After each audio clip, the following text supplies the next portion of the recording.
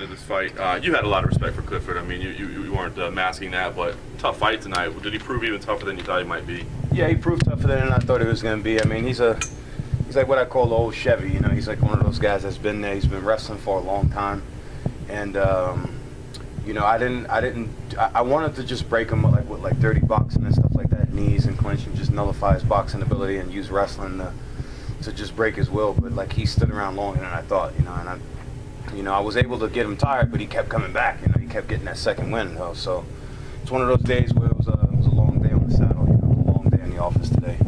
And I wanted to keep my winning streak, my finishing streak going. And he broke my finishing streak, but I'll be back to put that out there again. I'm hungry, man. I'm real hungry. At the end of the day, it is still another win for you. You are making history right now. You know, being one of these first ever guys to hold 2 titles. What does it mean to you? I mean, maybe not the way you wanted to get it done, but what does it mean for you to be doing it? It means a lot to me because it's not too many guys that have done it. It's only Dan Henderson and myself that have done it so far. You know, Conor McGregor's like looking to do it, and I wish him the best. But right now, I'm the guy who's got it. You know, I got double gold, so that's the way it is. How hard is that? I mean, to be able to peak your body at 2 different weight classes. How tough is it proving to kind of pick and choose and balance and go back and forth? It's not tough at all. That's what I do for a living. I'm a professional, and if that means I have to go up a little bit, you know, I'm already a big middleweight, so it's not really difficult for me to go to 205. I just don't think that I'll stay at 205 for too much longer. It's not my natural weight, and a lot of those guys are huge. You know, you got some guys that go to 205 and they come into the cage at almost 240 pounds. It's not the kind of guy that I'm looking to fight a 5-round fight with, or just a fight with. You know, some of those guys are just really big, you know, and that's the reason that they make weight classes. Eventually, I'm gonna have to respect that. I did what I did already. I got maybe a title defense or 2 at 205, and I'm gonna relinquish that belt. Well, what would be next? What's that? Which one would you defend next? Whichever one they have for me. I don't know what's on the roster. I got to go home and talk to the team, talk to management, and see what's out there for me. Did you happen to catch Vinny Magayesh's performance tonight, and what do you think about him as a possible next contender to fight? I did not catch his fight. I was focused on Clifford tonight. Like I said, anybody that they put in front of me is the guy that I'm going to fight. Specifically, of course, you know, you do hold that 205-pound belt. You say you're going to relinquish it after 2 defenses. But do you feel like that if that changes at some point, because some guys bulk up, such as Ben Henderson, who decided to make that permanent change up to welterweight, you know, some guys decide to do that. Has that ever been an option that you've considered? No. I fight a lot better. I look better, and I just move better at 185. That's my weight. That's like, you know, at 205, I'm just a bigger guy. Like I'm gaining things, but I'm giving up a lot of stuff a lot of my natural abilities. So I don't think that I'm going to stay there too much longer. Yeah, you held a size advantage over Clifford. How much did that play into your overall game plan? I didn't even see. I got to go back and look at the tape. I just thought that he was like short and wide, you know what I mean? And I'm like more long and lanky, kind of, you know. So I know I was just longer than him, and I just had the experience advantage on him. I've fought these championship fights already before, you know. I've been there with Yushin, you know, who's a really tough dude. You know, I've been in the championship fight with Jesse Taylor. I've been in a championship fight with Teddy Holder. So this was my 4th championship fight, and I just knew it was like another day in the office. I had to go in there and do what I had to do. Have you got it through your head now that you're not going to go back to construction work in New York? No. It's too cold, man. It's too cold. But I mean, you've resolved the fact that that's the end of it for you. That's the end of it. I'm just so tired of that. Like, I love the guys in 580 are the best, local 40 guys, but my guys are 580. And I love all those guys, man. They're one of the reasons why New York looks so beautiful. They wrap all that skin around those big, tall buildings. But it's a rough gig, man. And like, you know, this is a rough gig. So I don't know which one is like rougher, but I can't do that anymore. This is what I love to do. I love martial arts, so this is what I'm going to dedicate myself to until I can't do it anymore. You go back and see them? I talk to them on like social media. I talk to them via phone, stuff like that. They always wish me good luck. You know, George from 580, all the guys there.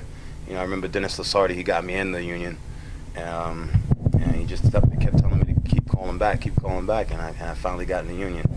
But as soon as I got in, maybe a few years later, like 5 or 6 years later, I left, and I left to pursue this dream, and this is what I'm doing now. Mixed martial arts has finally come to New York. How much would it mean to you to be able to fight on the first World Series of card there? It would mean a lot, you know.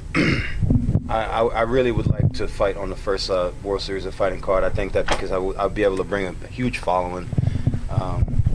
Bruce, please put me on this thing. Yeah, but it would mean the world to me to be able to fight in the Barclay, the MSG.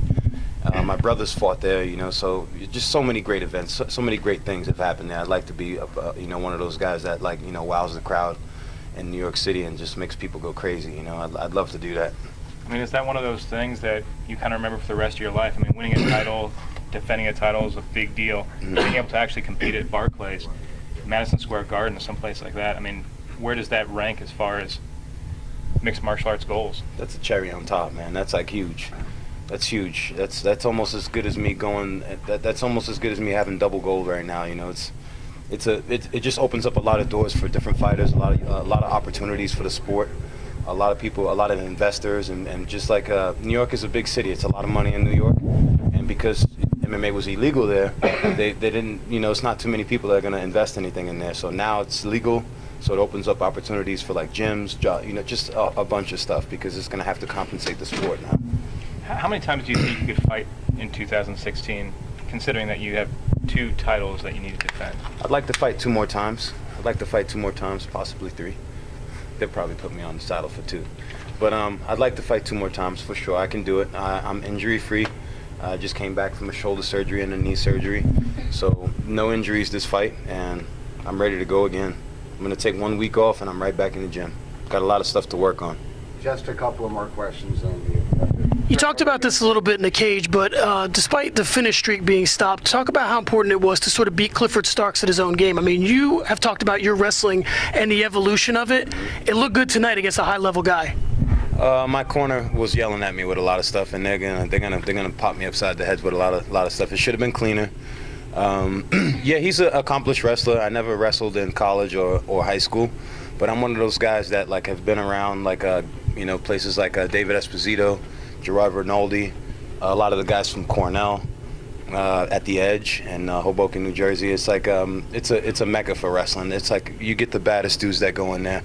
And I've been wrestling with these guys for a long time, and that's what people don't see. So like when you get to see stuff like that, you know, just a guy like me who just changed his life and decided to fight, out wrestle a guy who's been wrestling all his life, that's a product of that, you know. That's what people don't see. They don't see the hard work inside the gym, but they see it right there in the cage. You're one of those guys who, when I look at you, I think that you're kind of, you know, Renzo Gracie obviously is a part of your camp and your life. You remind me a lot of them. I mean, the mind, the body, everything sort of comes together. Talk about your team and how important they are to you and to bringing you to where you are, because you're in full bloom right now. I mean, your mind and your body is right where it needs to be. Talk about your team a little bit. My team is everything to me. These guys are going to be with me until I'm done with this sport, and I'm not going to, you know, I believe in the stuff that they say. Sometimes I'm a little hard-headed with Jamal Patterson. He like gives me a hard time with some stuff sometimes, but he's a really good coach, and I need to listen to my coaches a lot more. I think that sometimes I have my own way of doing things, and that makes me have hard nights like tonight. You know, it could have been a lot easier. Thank you very much. Appreciate it. Got it.